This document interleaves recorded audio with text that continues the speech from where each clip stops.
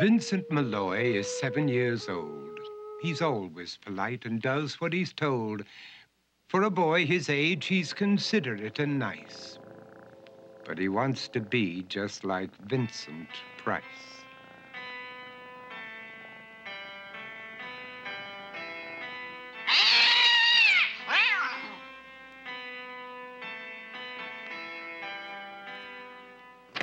He doesn't mind living with his sister, dog, and cats, though he'd rather share a home with spiders and bats.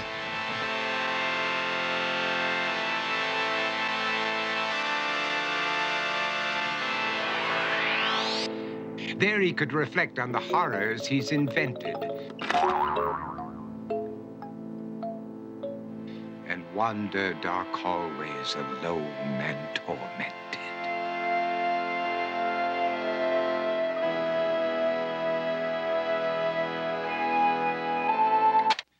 Vincent is nice when his aunt comes to see him, but imagines dipping her in wax for his wax museum.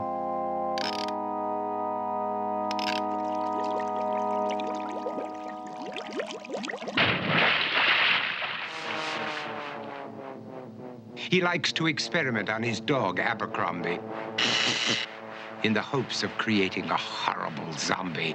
So he and his horrible zombie dog could go searching for victims in the London fog. His thoughts, though, aren't only of ghoulish crime. He likes to paint and read to pass some of the time. While other kids read books like Go, Jane, Go, Vincent's favorite author is Edgar Allan Poe. One night, while reading a gruesome tale, he read a passage that made him turn pale. Such horrible news he could not survive, for his beautiful wife had been buried alive.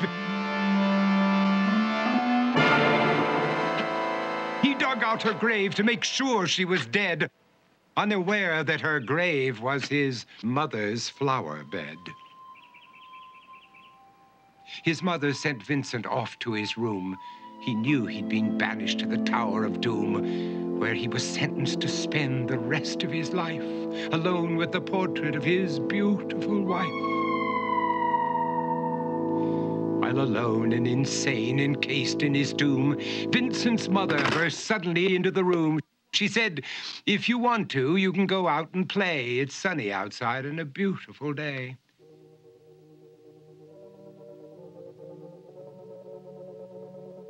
Vincent tried to talk, but he just couldn't speak. The years of isolation had made him quite weak. So he took out some paper and scrawled with a pen, "I am possessed by this house and can never leave it again."